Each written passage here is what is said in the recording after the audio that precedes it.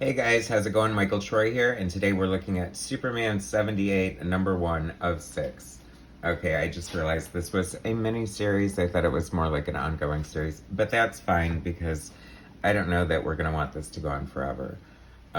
Make sure you hit subscribe and like and cue the intro. MichaelFitzTroytv Comic book art critiques. Stories talk and sarcastic ways. Representing geeky gaze. Aliens comics rule the day. Hurry up and turn that page. Michael Fitztroy. Alright, so here we go. This is obviously based on the Superman movie from 1978 starring Christopher Reeve. They just came out with Batman 89. This is in the tradition of Batman 66 and Wonder Woman 77, based on their respective TV shows. So actually I was pretty excited when they announced Batman 89 and Superman 78. It looked like a lot of fun. The other two series were fun. And looking at this cover, I have to say that, I like it. It's cool that they're including Brainiac, who never made it to the movie franchise. And I was thinking about that. Why not? I freaking love Brainiac, right? I mean, he's such a cool character. So the art is, I don't know, it falls in the category of what I think is, pretty common art for DC and Marvel these days. It's pretty flat storytelling, just really no flair, nothing super exciting or to write home about. I don't know, it just has sort of a plain look about it. And it's not bad, don't get me wrong. I do like the art after I give that glowing review, but you know what I mean? It's just I do a lot of older comics. I love George Perez, I love John Byrne, I love Art Adams, I love Joe Madureira, just exciting art. And I just feel like all current art is falls pretty much under this sort of standard flat category. That said, let's get into this. So that does look like Margot Kidder. So, I mean, she's passed away. God rest her soul. I love Margot Kidder. She's my favorite Lois Lane. People who know me on a personal level might know my little connection to Margot Kidder. Maybe I'll tell you guys about that sometime. But anyway, so it's sort of dedicated to Richard Donner, and I thought it's funny because they're just totally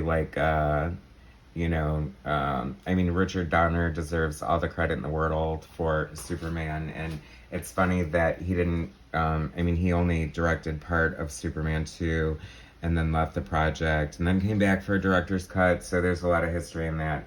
But that isn't what this is about, so we're not going to go into it. But anyway, but part of the point of this being sort of mediocre is that it's based on one of the most exciting superhero movies in history. You know what I mean? I really feel like it was a game changer. The tagline was, you'll believe a man could fly, and I did. I was just a little kid, of course, but I fell for it hook, line, and sinker. I instantly fell in love with Christopher Reeve. He is, always will be, my Superman. I love him. I do love Henry Cavill. I don't think he's gotten a great opportunity to show what he can do as Superman, so I'm hoping he gets that chance. We start out on Krypton. There's always got to be a recap of the origin, even though with characters like Batman and Superman, I feel like their origins are so freaking iconic. If I have to see Batman's origin one more time in a movie, I think I'm gonna lose my mind. It's we get it.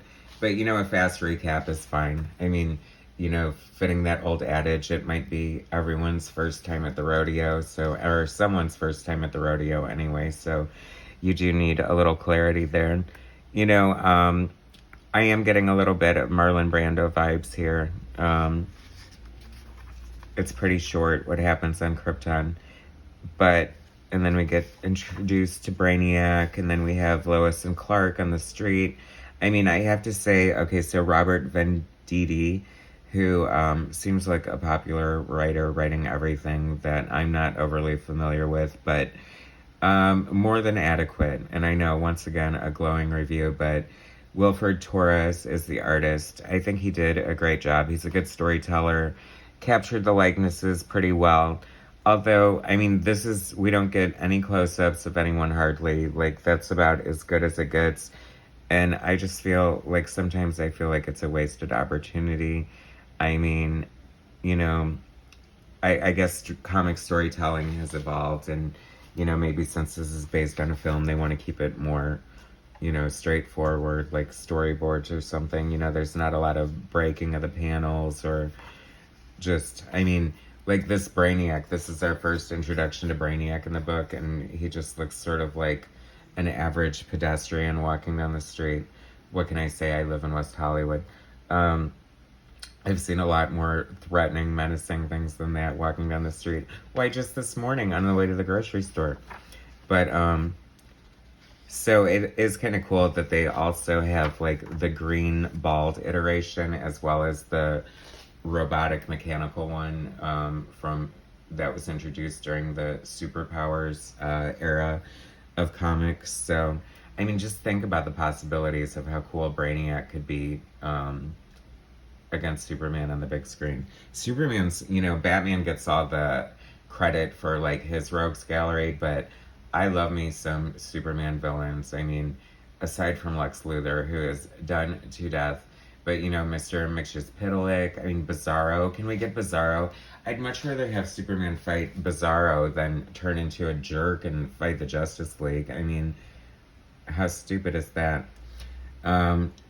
It's funny, this looks lifted right from the movie, so that's a great shot of Christopher Reeve looking Superman here. But like I said, like, this is about as good of a shot as we get as Lois, and Margot Kidder was so beautiful as Lois Lane, and I just think it's a little plain and ordinary. I couldn't help but notice this ad for Deathstroke and Black Canary team up to kick ass and save the world, and new Deathstroke Inc. in a new ongoing series. Ongoing series, can you imagine that? Oh, Deathstroke and Black Canary. Who knows? Anyone excited about that? The thing is with this, I feel like they sort of just were so faithful to the movie that you're even keeping like the boring looking flying. I mean, like, you're not constrained by anything when you're drawing a comic book. So I say make it as crazy, outrageous, and amazing as possible. But whatever, they have their reasons. That's why comics just are selling like gangbusters these days. Just kidding, a little sarcasm there. But it's fun. I mean, it definitely captures the vibe of the movie. So, I mean, I don't really know if I'll feel compelled to get the rest of it, but it was a decent introduction. I mean, if you're a fan of the movie and a completist, or just want like sort of a fun Superman who isn't, married or with kids or bogged down by a bunch of, events and continuity. Like, for some people, this is their Superman. I know it was mine for a long period of time. So it is definitely for nostalgia's sake. And I have to say, like, that must be a huge part of the reason to even do these books, is definitely, counting on people's nostalgia and love for the source material, the TV shows and or movies that they were based on. So it definitely has its merit for that. I mean, do I wish it was a little better? I do, to be honest with you. Do I think it's good? I do. I'm glad they made it. I'm glad it exists. I think the world is a better place for it here. This looks really cool. This Batman Fear State, a DC Nation Special Edition, whatever that means. But I guess they're, speaking of Batman villains, maybe they're doing, I mean, this is like a cool-ass version of the Scarecrow that looks pretty scary to me. So I think that is pretty genius to sort of like amp him up and want to do that. Like, kind of looking kind of interesting, this Fear State. We might have to keep our eyes peeled for that. Titans, I totally need to catch up on Titans. I think I've only watched the first season. Season 3 is here, right? Just came out. Starfire looks awesome. My favorite character. I always wondered how they could possibly put her on screen as much as I want to see like an orange-skinned, green-eyed, no pupils, big flaming maroon hairdo, I still like this version. I think she looks cool. Superman and Lois. I mean, there's so many different versions of Superman. That's the great thing about DC characters, is they're so iconic that you can mix it up and do it in several different ways. Anyway, that is our look at Superman 78. So if you're wondering if I recommend it, I do. I say get it if you're a Superman fan, whether it be the movie or the book or whatever. It's not going to change the world, but it's not going to break it either. So it's fun. It's a fairly quick read. So, I mean, not that is what I'm looking for in a comic, but you know what I mean. Anyway, thanks so much for watching. Please subscribe to my channel, hit like, share my content, and I'll bring you some more later. Thanks, guys.